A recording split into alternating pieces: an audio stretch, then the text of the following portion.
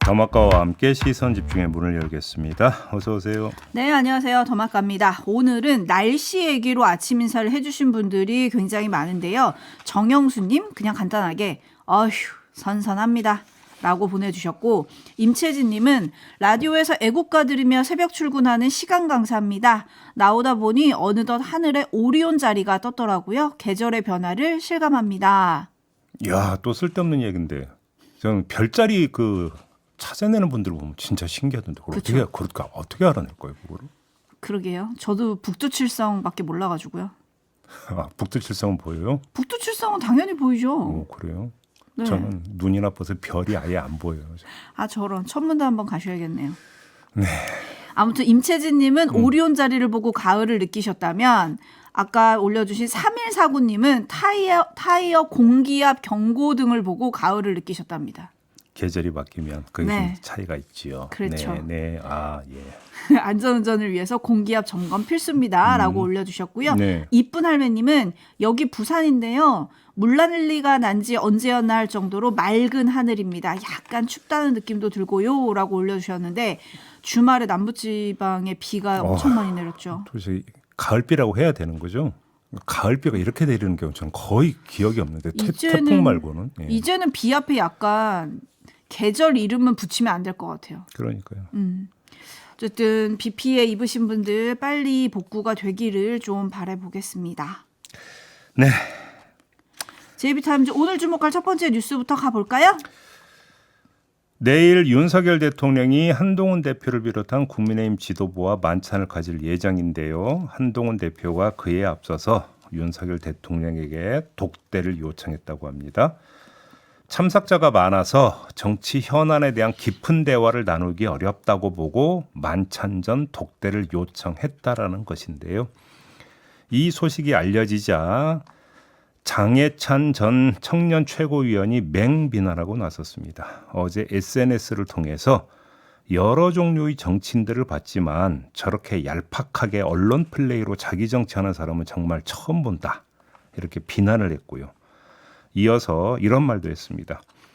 한동훈 대표의 단독 보도 언론 플레이만 자제해도 당정이 내밀한 이야기를 나누며 다양한 이견을 조율할 수 있지만 지금처럼 자기 유리한 이야기로 언론 플레이를 계속하면 그 누구와도 신뢰를 쌓기 힘들다. 이렇게 지적을 한 겁니다. 네, 일단 어떻게 된 일인지 좀 살펴볼까요? 뭐 이거저거 떠나서 이제 언론 플레이냐 아니냐부터 점검을 해봐야 되는 거 아니겠습니까? 네. 근데 그 대통령실의 고위 관계자가 이런 말을 했다고 합니다. 민감한 이야기가 왜 언론에 나가는지 의문이다. 이 이야기는 뭡니까? 용산발 보도는 아니다. 이렇게 봐야 되는 거죠. 용산발 보도가 아니면 어디발 보도겠습니까? 한동훈 대표 측이라고 봐야 되는 것이겠죠. 그러니까 장해찬 전 최고가 이야기했던 언론 플레이, 이 지적은 성립이 되는 주장이다. 일단 이렇게 봐야 될 것 같습니다. 자, 그러면 왜 한동훈 대표 측에서 언론 플레이를 했느냐, 이걸 짚어야 되는 거 아니겠습니까? 네. 관련해서 오늘 아침 조간을 보니까 다수의 언론은 압박용 이렇게 좀 해석을 하더라고요. 어떻게든 뭔가를 좀 만들어내고자 하는 어떤 노력의 일환으로 이걸 좀 이제 평가를 하고 분석을 하던데요. 자, 그러면 압박이 이루어질 수 있느냐? 그래서 윤석열 대통령으로부터 뭔가 진전된 입장을 끌어낼 수 있느냐? 이걸 체크를 해야 되는 거 아니겠습니까? 관련해서 첫째, 대통령실 관계자가 했던 말부터 전해드리면 이 자리는 상견례의 성격이다. 현안을 다루겠지만 논의하고 토론하는 자리는 아니다. 일단 이렇게 이야기를 했습니다. 일단 독대 자체에 대해서 상당히 부정적인 뉘앙스를 깔고 이야기를 하고 있다는 점을 첫 번째로 먼저 일단 확인을 하고요. 두 번째, 한동훈 대표 측 핵심 관계자가 한국일보 기자에게 한 말도 함께 전해드리겠습니다. 한동훈 대표는 윤석열 대통령에게 내년 의대 정원 증원에 대해 정부가 여야 의정 협의체에서 열어놓고 논의할 수 있다는 유연한 입장을 밝혀달라는 요청을 할 것으로 보인다라고 이야기를 했습니다. 의제까지 언론을 향해서 이야기를 한 겁니다. 자, 이 두 가지 이야기를 종합을 해봅시다. 용산은 따로 만나서 깊숙하게 현안 이야기하는 거에 대해서 최대한 완곡하게 표현하면 소극적인데 오히려 한동훈 대표 측에서는 가장 뜨거운 이슈인 여야의정협의체 구성을 위해서 내년도 의대 증원 계획에 대해서 윤석열 대통령에게 유연한 입장을 요구할 계획이라는 거잖아요. 그러면 받아들이겠느냐라는 겁니다. 윤석열 대통령이. 이미 여야의정협의체 관련해서 용산발 내지 보건복지부발 멘트가 여러 번 나온 적이 있습니다. 2026 학년도는 모르겠지만 2025 학년도 내년도 의대 증원은 이미 끝난 얘기다. 어떻게 손댈 수가 없다. 이런 취지의 멘트는 여러 번 나온 바가 있습니다. 이런 상태에서 과연 독대가 이루어진다고 해서 압박이 가능하고 압박을 해서 윤석열 대통령으로부터 유연한 입장을 끌어낼 수 있겠는가? 솔직히 의문이다. 가능성이 별로 높아 보이지는 않는다. 이렇게 진단을 해야 될 것 같습니다. 그러면 이 진단으로부터 제2차 진단 거리가 도출이 되는데요. 한동훈 대표는 이걸 모를까라는 겁니다. 이걸 모를까? 이 돌아가는 사정을. 그럼에도 불구하고 왜 언론 플레이를 하면서까지 독대 요청을 했고 독대에서 이런 이야기를 할까라고 하는 핵심 관계자의 이야기까지 나왔을까? 이걸 그러니까 마저 헤아려 봐야 되는 거 아니겠습니까? 이걸 헤아릴 수 있는 방법은 이걸 겁니다. 최소한 한동훈 대표 입장에서 믿지는 게 없다. 그런다 하더라도 어떤 점에서 믿지는 게 없는 거냐? 그 과정이 그대로 언론 보도를 타면 어떻게 되는 겁니까? 한동훈 대표는 할 거 다 했다. 한동훈 대표는 정말 열심히 노력했다. 그럼에도 불구하고 장벽에 가로막힌 것이다. 그 장벽은 어디겠습니까? 용산이 되겠죠. 이걸 국민들한테 어필할 수 있는 거 아니겠습니까? 이렇게 되어버리면 여야의정 협의체가 설령 무산이 된다 하더라도 그 책임은 한동훈 대표에게 가는 게 아니라 어디로 가게 되는 겁니까? 용산으로 가게 되는 것이겠죠. 돌아가는 사정은 아마 그렇게 전개될 것이다. 이렇게 진단을 해야 될 것 같습니다. 네, 뭐 독대 요청을 했다는 게 언론 보도에 나와서 기분이 나쁘다 할지라도 대통령실에서 좀 상황을 보고 뭐 만날 수 있으면 만나겠습니다. 이런 답변이 나왔으면 사실 이렇게 분석할 일도 없는데 대통령실은 이제 상황을 지켜보자라면서 즉답을 피했고 또 대통령실 고위 관계자는 지도부 만찬에 별도의 순서를 달라는 게 중요하냐 뭐 이렇게 우회적 불만을 드러내기도 했기 때문에 지금 말씀하신 대로 제이비가 정리해 주신 대로 한동훈 대표는 만약에 이 만찬에서 뭔가 결과물이 없더라도 그 다음 스텝까지 생각을 한 게 아니냐. 이렇게 그렇죠. 지금 추측을 해야 되는 거죠? 그렇죠. 아니 뭔가를 만들려고 한다면 사실 독대 요청은 공개가 되면 안 되는 거죠. 그게 상례죠. 보통 물밑에서 추진을 하지요. 네. 그렇지 않습니까? 네. 레드 헤어님이 대통령이 독대를 안 해주니 언론 플레이라도 하는 거 아닐까요? 라고 물음표 보내주셨고 네오 언니님은 이거 상견례에서 혼사 깨지나요? 한쪽이 듣기 싫어하는 소리를 한쪽은 계속 말하는 모양새이니 말입니다. 네. 라고 보내주셨고 8672님도 독대하고 싶은 사람과 독대가 싫은 사람이라고 물음표를 보내주셨고 안은정님은 설마 내일 만찬이 또 연기되는 건 아니겠죠? 라고 하셨는데 그렇게 되지는 않겠죠. 그러게요. 네. 네. 어떤 만남이 이루어질지 한번 지켜보도록 하겠습니다. 제이비타임즈 다음 주목할 뉴스는요? 윤석열 대통령이 2박 4일의 체코 방문 일정을 마치고 이제 귀국을 했습니다. 체코 방문길에 김건희 여사도 동행을 했는데 체코 유력 일간지인 블레스크가 김건희 여사 관련 논란을 기사화했습니다. 이 신문은 김 여사는 영부인 특유의 우아함뿐만 아니라 탈세와 표절 의혹도 갖고 있다면서 재산세 체납 논란, 논문 표절 의혹 등을 소개를 했고요. 이와 함께 도이치모터스 주가 조작 의혹도 다뤘는데 자, 이게 지금 주목을 해서 봐야 될 것 같습니다. 기사의 한 구절, 관련해서 기사의 한 구절을 그대로 읽어드리면 혐의가 제기된 다른 인물들과 함께 10억을 챙긴 것으로 추정된다. 이렇게 기사 문장을 썼다고 합니다. 네, 이 점에 특별히 주목하는 이유는요? 이 신문이 이렇게 보도한 근거는 아마도 검찰이 권오수 전 도이치모터스 회장의 1심 선고를 앞두고 법원에 제출한 의견서인 것 같습니다. 이 의견서에서 김건희 여사가 주식 거래로 13억 9,002만여 원을 내 이익을 봤다 이렇게 밝힌 바가 있었는데 이걸 기초로 뭐 10억 원 이 얘기를 한 것 같은데요. 그런데 유의해서 봐야 할 점이 있습니다. 검찰은 주식 거래로 얻은 이익이라고 했습니다. 그런데 지금 블레스크는 어떻게 보도를 했습니까? 주가 조작 혐의가 제기된 다른 인물들과 함께 10억을 챙긴 것으로 추정된다고 했습니다. 그래서 우리 국내 언론은 이걸 번역하면서 괄호치고 주가 조작으로라고 하는 표현을 삽입을 했습니다.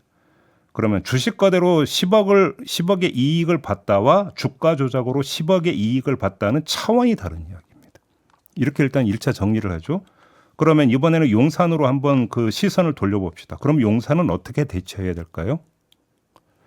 대통령이 그 방문한 상대국의 유력 언론이 이른바 허위 사실을 보도한 거 아닙니까? 사법적으로 확인되지 않은 가짜 뉴스를 보도한 거 아닙니까? 그러면 가짜 뉴스를 보도하는 국내 언론에 준해서 대응을 해야 되는 거 아니겠습니까? 그렇게 대응했다는 얘기 혹시 들어보셨습니까? 제가 그게 궁금해서 지금 이 말씀을 드리는 겁니다. 네? 네, 저도 궁금해서 아침에 대통령실 홈페이지도 들어갔었는데 뭐 네. 사실은 이렇습니다. 이 코너 이런 데 올라와 있는 건 없더라고요. 그래서 혹시 그 기사 문장이 바뀌었는가 이제 이걸 체크를 해야 되는 거 아니겠습니까? 뭐 항의를 했다, 뭐를 해, 뭐 수정을 요구했다, 삭제를 요구했다 이런 것들이 겉으로 드러나지 않을 수도 있으니까. 만약에 근데 그런 게 있었다고 하면 기사가 바뀌지 않았겠습니까? 그래서 혹시 기사가 바뀌었는가를 이제 그 찾아봤는데 이렇게 돼 있다고 합니다. 그 해당 기사 내용은 그대로 유지되고 있고요. 수정된 게 있긴 있었다고 합니다. 근데 수정된 건 이거라고 합니다. 최초 기사엔 한국 국가원수가 사기꾼을 곁에 두고 있나? 물음표. 이런 문장이 있었는데 이게 삭제됐다. 이것만 있었다고 합니다. 네, 그래서 사기꾼이란 표현이 들어간 문장이 사라졌다. 뭐 이런 거를 지금 확인할 수 있는데요. 이 뉴스를 어떻게 봐야 되는가? 뭐 많은 촌철님들이 올려주시는 댓글은 좀 공통되는 것 같아요. 동승양님의 의견을 좀 대표해서 소개해드리겠습니다. 부끄러움은 왜 국민의 몫인가요? 라고 좀 꼬집어 주셨는데요. 이게 이제 김건희 리스크라는 말을 흔히 하지 않습니까? 최근에 이제 공천 개입 의혹까지 좀 보도가 되면서 논란이 많이 되고 있는데, 그래서 저희가 첫 번째 뉴스로 윤석열 대통령과 한동훈 대표가 독대를 할까 안 할까 이 얘기를 잠깐 짚었잖아요. 네. 그래서 독대를 한다면 김건희 여사에 대한 얘기도 한동훈 대표가 하지 않겠냐? 이런 언론들의 또 추측이 있더라고요. 아까 제가 그 한동훈 대표 측 핵심 관계자가 한국일보 기자에게 했다라는 의지와 관련 이야기를 전해드리지 않았습니까? 네. 거기서 김건희 여사 얘기는 없었더라고요. 없었어요. 네. 그래서 그리고 그 얘기까지 해서 뭔가 조치를 요구한다? 그래서 그러면 김건희 여사 얘기를 한동훈 대표가 그 꺼낸다고 칩시다. 그럼 어떤 차원에서 얘기를 할까요? 무슨 조치나 이런 것들을 이야기를 할 거 아닙니까? 이렇게 좀 해 주십시오. 라고 얘기를 해야 될 거 아닙니까? 뭘 얘기할 수 있을까요?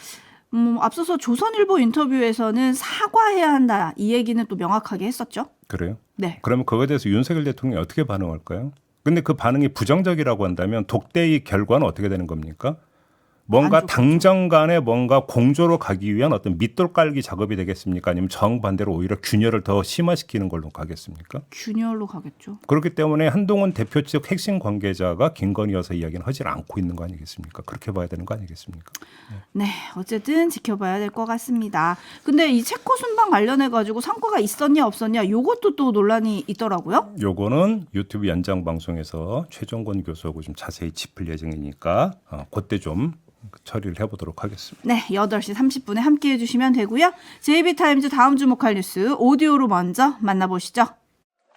지난 2022년 창원의창 지역구 재보선 당선 이후 명태균 씨에게 6천여만 원을 건넨 정황이 포착돼 검찰 수사선상에 오른 김영선 전 국민의힘 의원. 김 전 의원은 회계 책임자였던 강모 씨가 자기 돈으로 선거에 9천만 원을 썼다고 해서 당선 이후 나눠 갚았을 뿐 자신이 직접 명 씨에게 돈을 준 적은 없다고 했습니다. 그런데 알고 봤더니 원래 그 9천만 원은 명 씨 지인들이 마련한 돈이었고 회계 책임자를 거쳐 돈이 명 씨 측에 넘어간 건 나중에 알았다는 겁니다. 명 씨는 자신의 페이스북에 빌려준 돈을 받는 게 문제가 되냐고 적었습니다. 네, 자, 이 문제를 짚어봐야 될 것 같은데요. 먼저 제가 말씀을 드리고 싶은 건 이 소식은 이번에 처음 나온 소식이 아니라는 겁니다. 네. 올해 1월 3일에 이미 다수의 언론이 경남 선관위 발로 보도한 뉴스가 있었습니다. 그 뉴스의 그 핵심이 뭐였냐면 경남 선관위가 지난해 12월 13일에 김영선 의원의 회계 책임자를 창원지검에 고발했고 김 의원을 포함한 관계자 5명에 대해서 수사 의뢰를 했는데 회계 책임자는 부적절하게 선거 비용을 처리한 혐의를 그리고 김영선 의원은 지역 여론조사업체 관계자와 금품을 주고받은 의혹을 사는 것으로 알려졌다라는 게 당시 뉴스의 요지였습니다. 네. 여기서 이야기하는 지역 여론조사업체 관계자라고 하는 게 바로 명 씨를 뜻하는 겁니다.